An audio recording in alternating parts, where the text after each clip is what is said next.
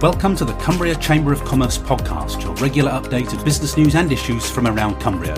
Find out how we support new business and help existing businesses to grow and flourish at cumbriachamber.co.uk. Now here's the Chamber's Business Engagement Manager, Julian Whittle, with the latest episode. Hello, I'm here with Simon Hart and Richard Arnott from the accountancy and consulting services specialist RSM to talk about what businesses should be doing at this late stage to prepare for Brexit. Richard is a consulting director for RSM based in Cumbria, while Simon is the national Brexit lead partner who spends his days analysing Brexit risks and advising clients how to manage them. So he's the ideal man for this podcast. And we're recording it just after a Brexit event in Kendal that the Chamber has hosted in partnership with RSM and the law firm Muckle. So, Simon, let's go straight for the jugular. The government tells us that Brexit will definitely happen on October the 31st, with or without a deal, do or die, I think the Prime Minister said. But Parliament has legislated to force the Prime Minister to ask the EU to delay our departure if a deal hasn't been agreed. So how does this play out? How do you see it playing out? What assumptions should businesses be making about if and when Brexit will happen? Well, hi Julian. Thanks for that question. That's a great one to start off with. While staying reasonably apolitical on this, I think businesses should be kind of just thinking about the cards that are out in front of them at the moment. At the moment, we have been told we're leaving on the 31st of October, deal or no deal. Yes, Parliament has legislated to delay to the 31st of January. Whether that happens or not, I think a business still has to plan ahead that we're going to be leaving on the 31st of October. Plan for the worst, hope for the best in that scenario. Do I think the government will adhere to that parliamentary requirement? I'm not so sure. What do you think? There are other permutations. For the Parliament, the government can ask for an extension, but it has to be the unanimous decision of the EU 27 states. It would only take one, for whatever reason, to veto, and we're out on the 31st. And let's not forget, why would the EU agree to another delay? It's causing disruption to EU businesses as much as it is to the UK in terms of the uncertainty. So there has to be a reason why the EU would say, let's have another extension. We delayed from the 29th of March to the 12th of April, as we know. I think Chancellor Merkel wanted a longer delay. President Macron wanted it to be the 30th of June 2019, so they compromised on October. What's really changed since March? Nothing. So, I'm not seeing anything that's suggesting a short delay would benefit anyone. Yeah, we wouldn't be any further forward. So it's possible that we don't get it. We do leave without a deal. If that happens, whether it is at the end of October or perhaps early next year, what are the immediate implications for businesses? What should they be doing now to prepare for that scenario? Yeah, okay. So I don't think there's a magic silver bullet that one size fits all. I think we're all aware of that. So I think there's a number of things depending on your business size, structure, complexity, and industry. And certainly within RSM, we've been working with the likes of the Chamber in terms of the advice that's available to businesses. But my colleague Richard here, Richard, you are here, aren't you? I am. Well, wow, great stuff. You've been doing some stuff in terms of looking at the government's no-deal technical notices. We've been quite surprised about the lack of awareness of businesses about those technical notices. Yeah, it was actually the Chamber earlier this year in April, I think, Julian, that you published the results of a survey identifying that around about 50% of businesses hadn't even started doing any contingency planning. Absolutely. The facts are there, and I don't think that's changed even today. I still think there are a number of businesses out there that haven't started preparing. We have, Simon, you're right, we have been supporting some organisations in this part of the world, in Cumbria, helping them understand what risks are there to their business. And that might be anything from their supply chain and their critical suppliers to their workforce and the rights of EU citizens staying in the country. There are many levels. So let's just pick up on a couple of those. So say you're a Cumbrian business and you're dealing in goods and products, whether you're importing or exporting. Yeah, as a minimum, Julian, one of the things you should do, I think, is just map out that supply chain. Where do you sit in the supply chain, and where do your suppliers get their supplies from? What would a delay in the lead time, in the time from placing an order for that product or those goods to arrive at your establishment? What if it went up from, say, 3 days to 10 days? What's going to be the impact on your working capital requirements, on your headroom, on your ability to fulfil contracts that you've legally obliged to fulfil? So it's a bit of a risk map of that supply chain, and you could also do the same with your customer base. Where are your customers? I'm still amazed by some UK businesses that have said, Brexit's not going to affect us. Yeah. Our suppliers are in the UK. Our customers are in the UK. Well, are your customers in the UK? What would some of the more macro issues, whether it's a continuation of the deflation of sterling against the euro or the dollar, how would that affect your business and your customer base, more importantly? So I don't think any business should be sitting there saying, look, I'm going to wait a bit longer. I think a sensible business operator, to a degree, can say, look, let's map out some of those risks. Now, Richie, you just mentioned, people. Look at map out your staff complement. How many EU workers have you got? Yeah. How seasonal are you? The UK economy needs EU workers in order to continue to expand, and particularly in this neck of the woods where there is pretty much full employment, as far as I understand. You've got to. There's going to be a war for talent if we're not careful, with a small W. So map out your ship's complement and put your metaphorical arm around them. Make sure they're feeling loved and welcomed and reassured about what's going on. Because if you don't, some other organisation will, and I think that's the real challenge. That brings me on, really. Are there any particular sectors that are exposed to Brexit risk? So I thought about this in terms of the key sectors that we've got in this neck of the woods. Yeah, of course, the farming and agricultural sector will be impacted if there are common external tariffs that the EU would place on agricultural products going into the EU in terms of margins, which are already pretty fine anyway. Yeah, that's a short-term issue and a real critical issue. But some of the other sectors, you could also see an opportunity. We always talk about Brexit as a risk. There are some opportunities. Just park the politics, but leisure and tourism, big sector obviously for Cumbria. Beautiful part of the country. Given what's just gone on with Thomas Cook, you're going to see potentially more consumers saying, actually, as a family, we're going to stay in the UK next year. Particularly with the deflation of sterling, you may well see more foreign tourists come into the UK next year. So some sectors might see an uptick. Yeah. But having said that, to answer your question, I'm not sure that it's safe or sensible to say that no business sector would be affected. I think every business would be affected. Go back to the point I was making about supply chain mapping, customer mapping, macro issues that are going on around the globe outside of just Brexit. Everyone has the potential to be affected by what's going on. And for me, though, it comes back to that balance between sensible planning and wasting a lot of time and effort, particularly on businesses that don't have the luxury of larger organisations in the area in terms of creating Brexit committees and think tanks and all the rest of it. And that's where they're going to need the likes of the Chamber to help them with all of this. Yeah.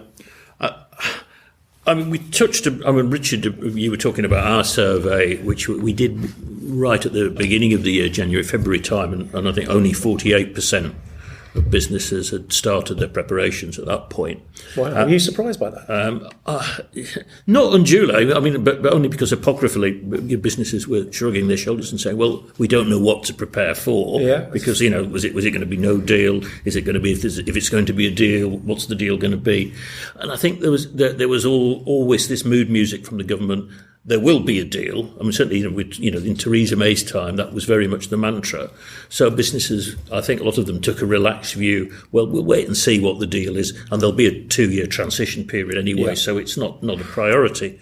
Now, that's changed differently. So I was a bit surprised, Richard, when you said a few minutes ago you didn't think things had moved on in terms of Brexit preparation. I mean, I know RSM deal predominantly with middle market businesses, which by Cumbrian standards are fairly large businesses. We've got a lot of small businesses in this county. And there's certainly evidence that suggests that smaller businesses are less well prepared. So how critical is this? I mean, how this lack of preparedness?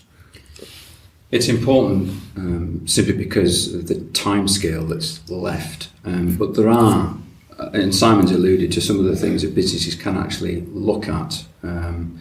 But that might be just as simple as looking at the contracts with their suppliers, as you mentioned. It might be looking at whether or not any of their trade into the EU is going to be impacted by the regulations that are just going to turn off. Well, potentially turn off. No deal. There will be regulatory alignment on day one, but being aware of such issues, I think, is also key. But in this part of the world, just going back to Cumbria and tourism and hospitality that underpins that tourism, Simon's right. He's highlighted the fact that in this part of the world, that hospitality sector relies quite heavily on EU citizens, as does food manufacturing. Yep. We know that food manufacturing within the overall manufacturing sector in Cumbria is it's stronger than the national average. It's about 23-24% of the Cumbrian economy. So those businesses in those particular sectors should really be looking at exactly, what is the profile of their workforce. Should they actually be starting to think about looking at settlement status for those individuals, helping them, putting that metaphorical arm around them and just giving them some comfort that as an employer they're there to support them through the process. Yeah, because there is a lot. Forget just the uncertainty aspect for the moment. There is just a lot. I think there are some urban myths or some rural myths going around about settled status, pre-settled status, about people that might not be able to be employed by UK businesses in the event of no deal. And the government is working hard in terms of the forthcoming advertising process and advertising campaign that's going on, and also the technical notices that they've been releasing. So I'd implore anyone that is listening to this podcast, if you haven't been onto the government website and looked at the government's technical notices in the event of no deal, it's a worthwhile exercise. Now, Rich, you've spent a fair bit of time going through this. They started at about 105 technical notices. They jumped up to over 200. They're changing all the time. It's down to about 190 notices. They're aimed at the general public, at consumers, and at businesses. Some of them aren't probably worth the paper they're written on. They're quite basic. Some of them are slightly more in depth and very specific. But that, for me, is a minimum that a UK Cumbrian business should be doing at the smaller end if they've done no planning. Right? Okay. And don't forget, Simon, at the front end of that government advice is a questionnaire that you can kind of tick various boxes in terms of the sectors that you operate so the tool, the geographical footprint and that sort of thing. That's a start. It's not it does narrow it down. It's not perfect. It's not totally accurate, but it gives you a start. But for Julian, having said all of that, don't just rely on the technical notices. You've got to think about your own organisation, your own business. Do the stand back. Everything we've just mentioned previously still stands, and maybe bounce ideas off other other businesses and use the chamber to facilitate that. Yeah, I mean, the new section on the Chamber website actually offers a gateway to some of the things we've been talking about, the technical notices and also the diagnostic tool. You can access them via that, so it's a good starting point. Yeah, that diagnostic tool is pretty good, actually. It does steer business thought processes. I think there's 7 questions, aren't they? And then on the basis of that, you get a tailor-made downloads of advice. I mean, you have to be halfway through a bottle of Merlot when you approach it, but that's if that's what it takes, then that's it. That's the mistake I made. Then I didn't hit the bottle first. Before we leave the subject, because we were talking a second ago about the EU nationals, something I wanted to touch on that's related to that. I mean, we estimate there are around 10,000 EU nationals working in Cumbria. If that diminishes, we already have a very tight labour market. I mean, South Lakeland and Eden, this isn't always widely known, South Lakeland's got the lowest unemployment rate in the UK at 1.8%, Eden's 1.9%. So longer term, Richard, you probably, you're in touch with a lot of businesses in Cumbria, but how do you expect Brexit to affect the labour market and to affect wage levels? Well, of course, we're not quite clear what the long-term solution for immigration will look like, because there's talk of a points-based system. There's talk of a salary cap as well. Well, salary floor, isn't it, really? You wouldn't be able to bring anybody in under 30. Clearly the sooner we get some clarity on those two items, the better. But really, I guess in terms, if I was a business in Cumbria right now, I would, as I say, really be looking at the process around settlement. But also, let's not forget that there is also a workforce beyond the EU. So maybe actually there's an opportunity to look beyond the boundaries of the EU for workforce as well. Okay. Well, yeah. I mean, I suppose the inflationary pressure is quite an interesting one. I hadn't appreciated how low those unemployment levels were. That's not full employment, that's full employment plus. So there's the basic economics of supply and demand probably start to kick in certain circumstances in terms of could there be wage inflationary pressures in the ecosystem of the Cumbrian business economy, different to the wider UK economy. I mean, the working age population in Cumbria is declining anyway. Because we've got a sort of super aging population, because it's such a popular area to retire and young people tend to move away. We've got this aging profile and a shrinking working age population. So it's a perfect storm, isn't it? Yeah. But businesses are all already struggling to hold on to these EU citizens. They are, and because of the uncertainty that's still here today. So they are struggling. It is there already today. Brexit will just exacerbate it. Yeah. So, but then, if you think about it, if you've got a challenge over employment, and what's one of the things that the UK does, the UK wider economy is doing right now is we have full employment. We have about 4.5%, I think it was in the last statistics in terms of unemployment levels.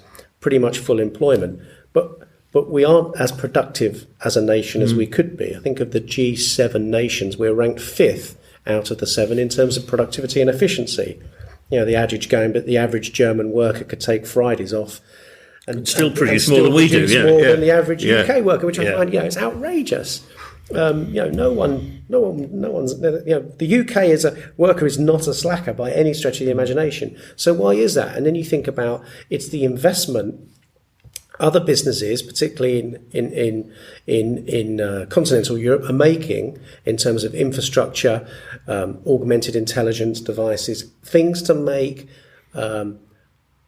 more productivity come through in the system. And maybe in certain areas that could be an area that Cumbrian businesses could be looking at. I know there's no magic silver bullet for that, but having a think about infrastructure, capital investment, to improve productivity could be a way around this, which I know that's a difficult one for people to listen to when you're thinking about the uncertainty that's out there. Well, I was going to say that because the British Chambers of Commerce monitors this, we did the quarterly economic survey, and actually ever since the referendum, we've noticed a trend that businesses have been reluctant to invest. Are we surprised? Exactly. Why wouldn't you? And maybe obviously the labour market, we haven't seen a we haven't seen an increase in unemployment, quite the reverse. And the argument that I've heard espoused as to what's happening is that businesses are thinking, well, rather than invest in an expensive bit of kit, which I'll have to pay for, even if things turn pear-shaped, I can hire people and then I can let them go if I need to. So that's why we've got strong employment figures, but weak productivity. That's a sensible strategy, isn't it? In terms of that, I can turn the tap off on that easier than I can capital expend. But what I'm saying is, that's fine. Sit on some cash, give yourself a bit more headroom. Don't expose your business. You think about the issues that have just happened with Thomas Cook. It's levels of debt, etc. We've been 11 years since the start of the Great Depression, and that still resonates with business leaders in terms of, I'm not going to put my organisation in that exposed position ever again if that was the case. So people will sit on cash and defer those type of decisions. I get that. I totally get that, and it's understandable. But there will come a point when businesses will have to react and have to think about the opportunities that they could steal a march on their competition or against other businesses in order to be fit for the future. If we do, and this is another one of those direct questions I'm going to throw at you. I'm getting used to them. If we do have no deal, are we going into recession? Well, I was going to say, is my crystal ball any better than your two crystal balls on this one? Look, there are some economic headwinds, and that's not just in the UK, and that's not just because of Brexit. That's just, there are a number of things going on, as we know, with various trade wars, threats of tariffs, disruptions, etc. So the world economy is probably at the end of the current business cycle, or approaching the end of the current business cycle. And look, even at today's event, Julian, when we did a live survey, the majority of the business leaders in the room did feel that there was potentially a recession in the next 12 months in the UK. Now, everyone's going to have a different view on that. But if that's the sentiment of the room today, then clearly business planning is going to follow that mantra that let's defer those type of investments. I would say, Julian, that in part, Simon, it also depends upon how the government actually responds to a no deal.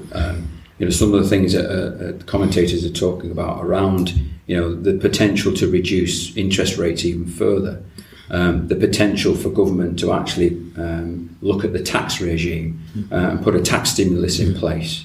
The potential for government to invest in infrastructure projects.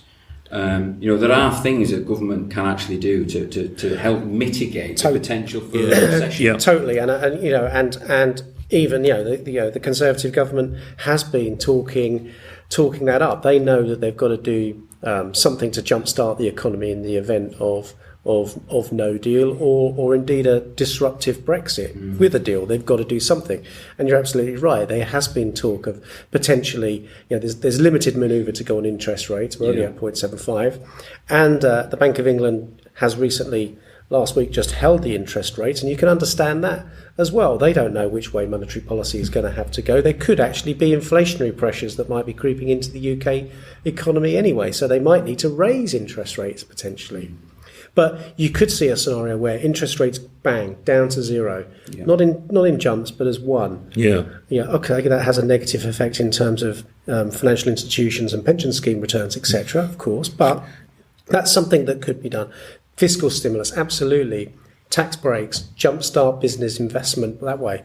Infrastructure projects, government-backed infrastructure projects. It is kind of perverse, but you could see a Conservative government, if it continues, doing a borrow and spend macro policy. Borrowing's never been cheaper at the moment. Borrowing's never been cheaper, and the best time to borrow is generally when you don't need it.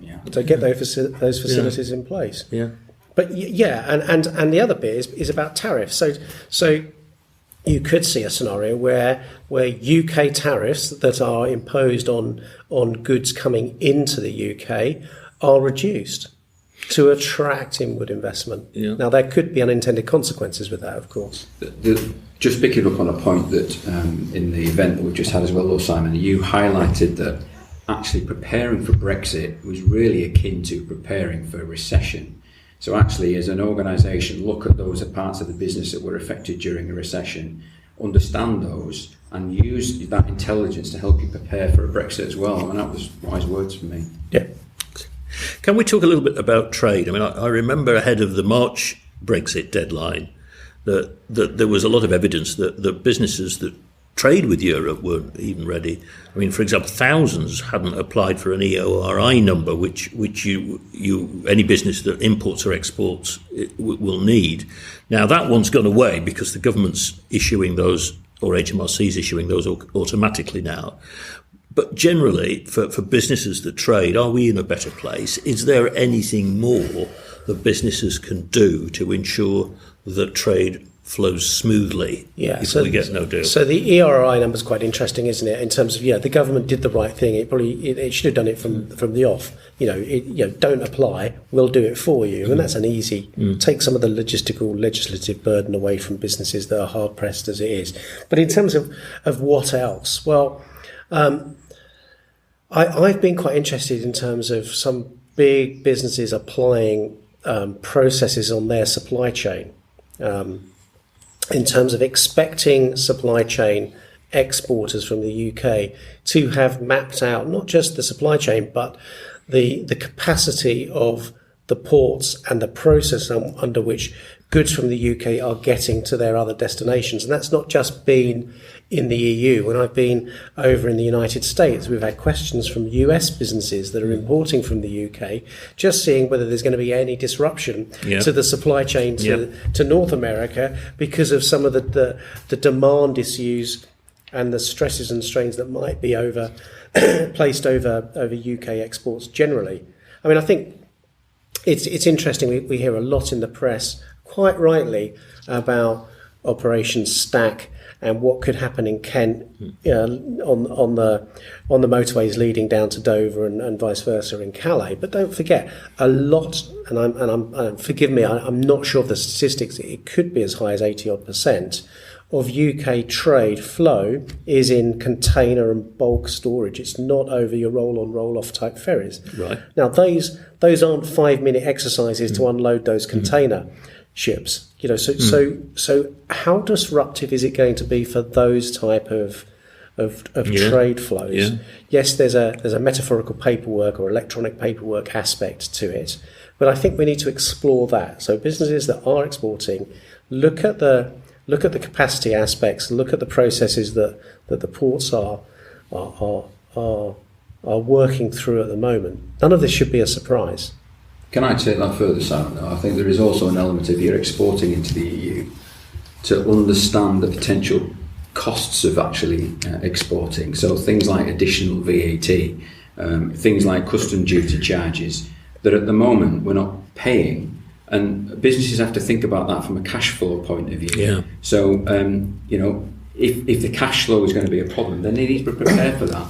Is there also an element of, if there is a problem with cash flow, might Brexit actually present obstacles for where they're getting their finance from today? Yeah, there is the costs of additional duty and processes, but there's also the effect that probably the deflation of sterling has probably affected that in another way as well. Yeah, indeed. I mean, I think it's worth mapping out the exposure to different commodity codes and tariffs that could be applied by the 263 common external tariffs that the EU has imposed on the rest of the world, which in a worst case scenario, that's where we would be considered. So see what your exposure is there. And do you need, if you're in that movement of goods scenario, do you need to consider how you structure your business?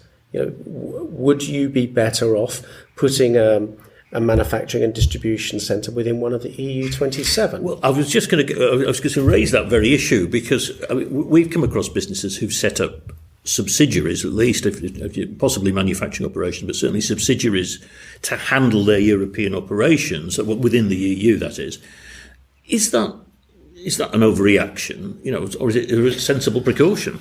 Well, that's a $64 million question there. I think it depends. Is the frustrating answer to you there, Julian? I mean, businesses could set up a subsidiary or even easier, a branch, which isn't a legal entity in its own right, so therefore covers different risks, but could set up a subsidiary so that they do have a footprint within one of the other EU 27, so that they could ensure that their compliance with EU regulations or GDPR or all manner of other things is bottomed down and continues as a risk mitigation. It doesn't mean it would be needed. Certainly some bigger operations have gone down that process. They've done the analysis. They've considered opening up in different markets aligned to where their customers and consumers are. I think it has to be considered on a case-by-case basis. You could waste a lot of time, effort and money in doing this, but equally I think it's worth an organisation being sensible and considering, what should we do? Should we open up a subsidiary? And if so, maybe hold it dormant. And if so, where? Because there are completely different, even though it's the EU, there are different rules, regulations, tax rates, employment considerations to be borne in mind. There's no easy answer. There's no simple answer to that one. We talked about sterling weakness, and the fact that the pound has actually been weak since the referendum. But it's probably a fair assumption that if we do end up going down the no deal route, it will weaken further. Should businesses even now be hedging their currency risk, do you think? Well, that's a really good question. I asked our RSM US chief economist, Joe Bushwalis, who to run the numbers in terms of a no-deal Brexit. And this was 5 or 6 months ago. And I asked him recently, do you still stand by your forecast? And he said, yes.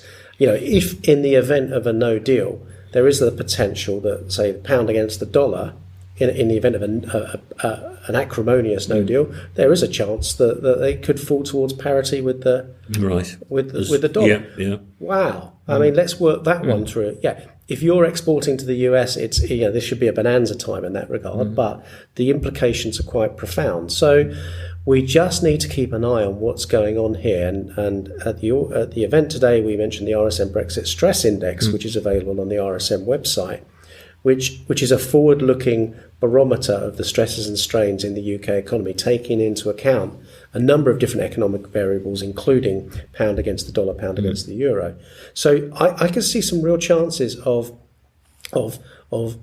economic pressures increasing in the event of no deal. I think we all do, but I could certainly see that currency hedging is something that is not just the purview of the larger business. I think any business that's trading with, and that's trading, even through the internet and has some form of exposure, should be talking to their banks about more than just spot rates and a degree of FX management. We have at the Sugar, it's a service that we offer to chamber members through Moneycore. And we have seen a spike in businesses looking to hedge their currency risk. That's encouraging. So that's been within Cumbria, and that's the chamber here. Well, that's brilliant, because I've certainly not been picking up the same level of uptick elsewhere in the UK. I'm sure the businesses are looking at it, but that's encouraging. Before we wrap up, I just wondered whether there's anything else that RSM is doing to help clients navigate Brexit that'd be worth mentioning.